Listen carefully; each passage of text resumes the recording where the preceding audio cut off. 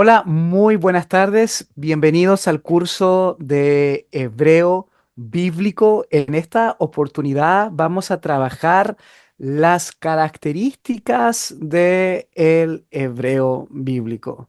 Estas características son únicas que diferencian al hebreo de otros sistemas verbales.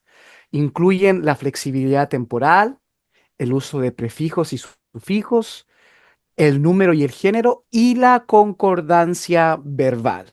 Entonces, estas son muchas otras las características, pero estas cuatro son las que podemos nosotros ver que son las más importantes. Cómo el hebreo bíblico tiene una flexibilidad temporal que ya hemos hablado en los videos anteriores, en las clases anteriores, pero que es único. Los prefijos y los sufijos, la concordancia verbal y la partícula vav consecutiva, ¿no? Que es cierto, esta concordancia verbal, pero que al mismo tiempo, ¿cierto? Se le añade esta característica tan original del verbo, o mejor dicho, ¿cierto? De la narrativa en hebreo, que es, ¿cierto? El poder transformar el verbo que estaba en pasado, transformarlo en futuro, y el verbo que estaba en futuro transformarlo en pasado, que es muy, pero muy sorprendente. Entonces, número uno, la flexibilidad del tiempo verbal. Y hemos dicho, ¿cierto?, que los verbos en hebreo bíblico no se rigen estrictamente por un sistema de tiempos como en las lenguas modernas.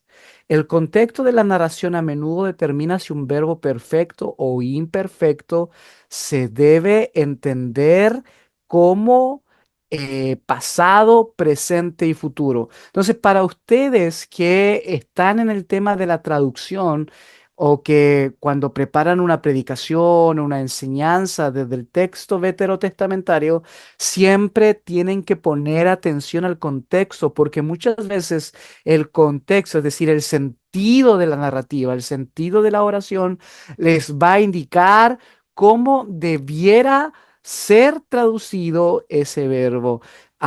Y es sorprendente entender de que la línea narrativa y la línea del sentido del texto, es decir, el contexto, nos puede resolver muchísimos problemas. Y vamos a ver dos ejemplos. Abra su Biblia, por favor, en Éxodo 15:1. Ese es el primer ejemplo. Éxodo 15:1. Y aquí tenemos, ¿cierto?, una frase muy importante. Dice, As Yashir Moshe. As Yashir Moshe. Recuerden que les he colocado entre paréntesis la transliteración fonética, si pueden ver aquí la pantalla, para que ustedes, ¿cierto?, puedan saber cómo se lee esto. Entonces se las he colocado. Yo sé que ya en Hebreo 2 ustedes saben leerlo, pero aquí le he colocado la transliteración fonética en español para que ustedes puedan ver, ¿cierto? Aquí está la Kamatz o la Kamet, ¿cierto? Y ahí ustedes siguen. Entonces ahí está para que pueda practicar la lectura. As Yashir Moshe. Entonces dice, entonces cantará Moisés. Entonces cantará Moisés. Aquí el verbo es Yashir, que está aquí, ¿no? Aquí. Yashir. Y aquí está la forma imperfecta. Imperfecta, lo que generalmente indica una acción futura o continua. Sin embargo, lo más importante es que esto cambia la función y se va a traducir como un evento pasado debido al contexto narrativo. Y aquí es muy importante que pueda sacar su Biblia porque el, se van a dar cuenta de que las traducciones más formales pusieron atención, ¿cierto?, a este contexto. Y ah, yo le estoy dando aquí la traducción literal, ¿no? Como debiera traducirse. ¿Por qué? Más adelante les voy a enseñar de que este yod, ¿la pueden ver acá? Si sigue mi mouse. Este yod, ese de aquí es un yod, es un prefijo de la función del imperfecto, es decir, ¿cierto? De la acción no terminada o del futuro, como podría homologarse o decir en nuestras palabras. Entonces, cuando yo tengo un yod acá, a pre el verbo, vamos a comprender de que es el imperfecto. Entonces, la traducción sería entonces cantará a Moisés. Pero vamos a Éxodo 15:1. Éxodo 15:1 dice, entonces, vamos a ver, Reina Valera. Sí, aquí está Reina Valera. Entonces cantó Moisés y los hijos de Israel. Entonces, es aquí donde el traductor tiene problemas, Noemí, John. Aquí es donde el traductor tiene problemas, porque esta yod es el simbolismo del imperfecto. Es el símbolo. Yo veo esta yod y digo, wow, es el imperfecto. Pero yo no puedo, si estoy contando una historia, yo no puedo ponerla en futuro porque la historia, ¿cierto?, todavía no ha pasado. Es aquí donde el traductor, el predicador, tiene que ponerle atención al contexto y decir, wow, aquí, ¿cierto? Esta yod o este verbo va a cambiar. Y el tema es que se va a traducir de una forma distinta, se va a traducir como que si estuviese en el pasado. Y aquí es donde tú te das cuenta de que el hebreo no es rígido, te das cuenta de que el hebreo tiene muchísimos indicadores de que el que traduce tiene que poner mucha atención, porque si traducimos literalmente como como se nos viene a la primera o por las reglas que hemos aprendido, podemos cometer errores, ¿cierto?, de contenido gravísimos. Entonces, pongan atención a eso, dado que el tema temporal cambia. Como dijimos, ¿cierto? El tema temporal va a tener una flexibilidad. Pareciera ser que el verbo indica que es cierto futuro, pero por la narrativa no podemos colocarlo. Entonces aquí alguno de ustedes me va a preguntar y me va a decir, profesor, qué complicado. Entonces, ¿por qué ¿a dónde yo tengo que poner atención? ¿En los indicadores gramaticales o en el contexto?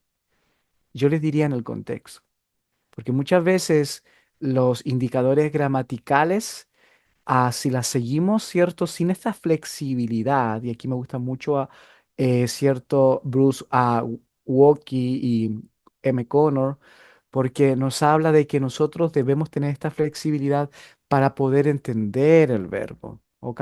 ¿Ok? Aquí tenemos, ¿cierto? Un ejemplo de los rollos del Mar Muerto. Ustedes saben que me especializo también en los rollos del Mar Muerto, es uno de mis grandes temas. Me gusta mucho el judaísmo primitivo y Qumran y los esenios son parte de ese abanico del judaísmo primitivo.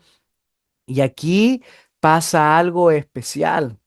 Aquí, por fin, el imperfecto va a indicar una acción futura o continua de admiración por las obras de Dios.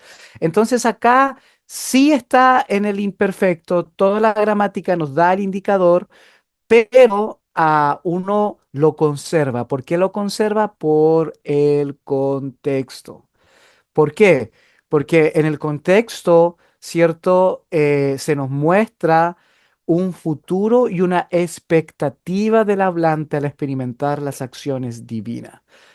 ¿Ok? Esto lo dice García Martínez en la página 234. Entonces, practiquemos lectura. Veamos, sigamos mi mouse. Aquí, ¿cierto? Desde la Aleph, que es silenciosa, muda. Entonces va a decir Fla. Alguno dice, ¿por qué Fla, profesor? Porque recuerden, ¿cierto? Que este Sheva no se lee porque está, ¿cierto?, entre las vocales y no tiene un dagesh fuerte, entonces esta P sería como una F, ¿no? Entonces sería efla, B filo teja, teja. Cuando yo pongo una C y una H, es porque es una J, ¿ok? Entonces sería bebiloteja. No pongo a ciencia primera la J, dado de que es cierto, esto viene desde la forma como se escribe en el inglés, pero sería una J. Entonces, bebiloteja, ¿ok? Me maravillaré en tus maravillas. Muy bien. La segunda característica son los prefijos y sufijos. Los verbos hebreos se modifican mediante prefijos y sufijos que indican la persona, el número y el género del sujeto. El hebreo bíblico distingue entre masculino y femenino, y así como entre singular y plural. Y como les he enseñado, nosotros tenemos que poner atención a las terminaciones, ¿ok? Tenemos que poner atención a las terminaciones. Voy a pasar un poquito más rápido. Por ejemplo, aquí el rollo de la guerra, que es un rollo del Mar Muerto también, ¿cierto? Es, para que ustedes sepan, el uno aquí significa que esto fue encontrado en la primera cueva de Qumran, ¿ok? Y, ¿cierto? Es el capítulo 4, verso 4, y dice, y se levantaron de su heredad. Aquí el verbo vayacumo en imperfecto consecutivo tiene el sufijo aquí, la vav, que indica que el sujeto es tercera persona plural masculino. Entonces, el contexto histórico refleja una narrativa de guerra, ¿no? Bélica, donde el verbo tiene una función de describir una acción pasada. Entonces, ahí vemos, ¿cierto? El, el indicador, am, la, cómo, cómo concuerdan, ¿cierto? Estos indicadores que son, ¿cierto? El sufijo. La tercera es la concordancia verbal. Los verbos en hebreo bíblico deben concordar en género y número con el sujeto. Esto incluye diferencias entre masculino y femenino, así como singular y plural. Este fenómeno se mantiene consistente tanto en los textos bíblicos como en los textos de los rollos del Mar Muerto. Bueno, vamos a ver aquí el verbo vayasar en Génesis 29:10. Vayasar. Vamos a practicar lectura. Dice, Vayagesh, Vayagesh, Yaakov, Yaakov, Vayasar, Et Ha-Even, Et Ha-Even, ¿qué quiere decir? Y se acercó Jacob y removió la puerta. Entonces, ¿cuál es la concordancia? Aquí dice, ¿cierto? Se acercó. Esta palabra, Vayasar, no tiene, ¿cierto? Ah, un sufijo, es decir, una terminación, porque tiene que concordar con la tercera persona masculina. Y más adelante van a aprender de que la tercera persona masculina, donde están, ¿cierto?, los verbos conjugados, no tiene sufijo, no tiene terminación. Entonces ahí uno se va dando cuenta de que cuando el verbo, y esta es una clave, escríbanlo por ahí, cuando el verbo, ¿cierto?, aquí en este caso vayasar, que está, ¿cierto?, aquí, cuando el verbo está sin un sufijo, cuando el verbo está sin un sufijo, es decir, sin una terminación, es porque la acción la está haciendo la tercera persona masculina singular, ¿ok? Es porque la acción la está haciendo la tercera persona masculina singular.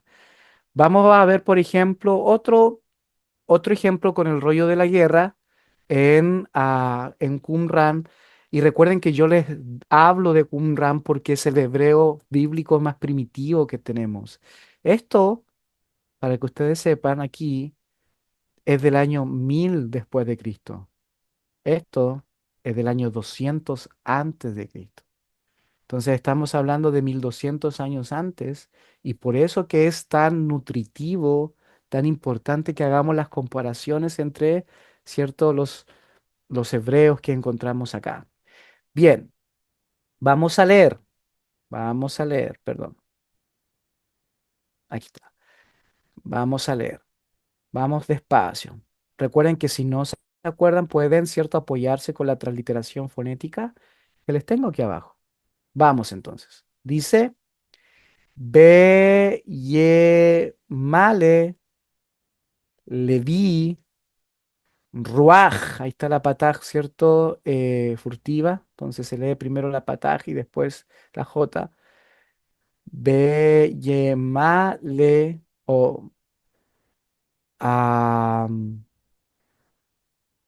Leví, de la tribu de Leví, ¿cierto? Bueno, en este caso es algo distinto. Ruaj, Kodesh.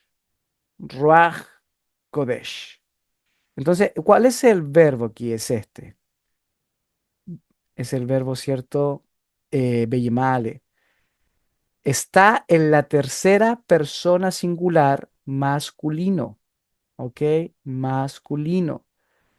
Concordando con el sujeto implícito de Dios que es tratado como masculino singular en el hebreo bíblico y de Qumran. Entonces, muy importante que ustedes sepan que Dios siempre se trata como él, la tercera persona masculina singular, y aquí dice, y llenó mi corazón con Espíritu Santo. Y llenó mi corazón con Espíritu Santo. Yo sé que algunos se están preguntando por qué el profesor no lee esto con A, ¿no? Y ese, lo que pasa es que aquí está junto con la conjunción, ¿ok? Está junta con la conjunción, que es cierto, la conjunción y.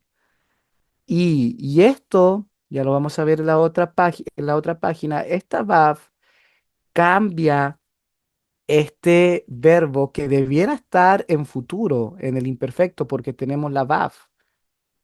La VAV. Escríbalo también por ahí.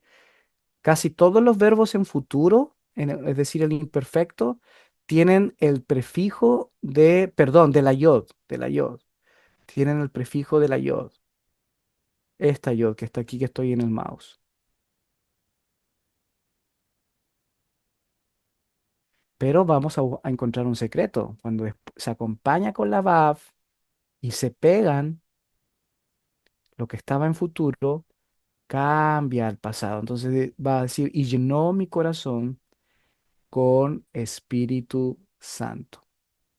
Y aquí entonces está esta cuarta característica con la cual estaba cerrando el punto anterior, que es una característica única del hebreo y se llama vav consecutiva. Vav consecutiva. Y esta vav consecutiva que se escribe, si ustedes ven aquí, con una vav y una vav y una pataj, que debiera traducirse con la conjunción y o también, ¿cierto? La puede traducir con un conector, ahora bien, entonces, más ahora, siempre con esa función narrativa de hacer un quiebre en la narración y hacer una intervención narrativa, que algo va a pasar. Entonces, esta VAV consecutiva convierte los verbos imperfectos en formas que se usan para describir acciones pasadas. Y esto es muy común en narraciones bíblicas donde cada nueva acción se encadena con la anterior mediante el uso de esta partícula. ¿Ok? Entonces les voy a dar un ejemplo. Aquí tenemos cierto Génesis 1:3. Génesis 1:3 para que abran su Biblia. En Génesis 1:3 se dice, y dijo Dios. Ahora, ¿cuál es el verbo? Nosotros sabemos que el verbo decir es amar, ¿no? Amar es el verbo decir en hebreo. Pero miren, pongan atención a mi mouse. Aquí tienen que mirar la pantalla. Si se dan cuenta, aquí está la yod, que yo les dije que es el indicador del imperfecto, ¿sí? Entonces, este que es el indicador del imperfecto, en realidad debiera estar este verbo en imperfecto, es decir, en una acción que no ha terminado, por lo tanto futura. Pero esta vav consecutiva la va a transformar en pasado, porque aquí no solamente se va va a ser una conjunción, sino que va a ser un cambio en la narrativa. Entonces, aquí el verbo bayomer, bayomer, es una forma de imperfecto consecutivo que se utiliza para narrar una acción pasada en consecuencia. Esta estructura es clave en la narración bíblica donde cada acción de Dios en la creación se introduce con esta fórmula. Entonces, muy importante, cuando ustedes lean, por ejemplo, Génesis 1, siempre, y ahí lo vamos a ver, siempre va a estar esta VAF. Es una VAF que va a estar cambiando la función verbal. Vamos a ver un ejemplo en los rollos de Qumran, el rollo de la guerra. En el capítulo 6 verso 13, vamos a leer también, ¿cierto? Dice, Vayatse malach hashamayim, y salió el ángel de los cielos. Y aquí el verbo salir, ¿no? Salir. Miren, los mismos indicadores. Tenemos la yod, que es el indicador, es el prefijo del perfecto, y, perdón, del imperfecto del futuro, y aquí tenemos, ¿cierto? La vav, con el pataj que lo va a cambiar hacia el pasado. ¿Ok? Para el pasado. Entonces, esta partícula VAV consecutiva es clave para seguir las secuencias de los eventos. Y esas son las cuatro características de la, del verbo hebreo del día de hoy.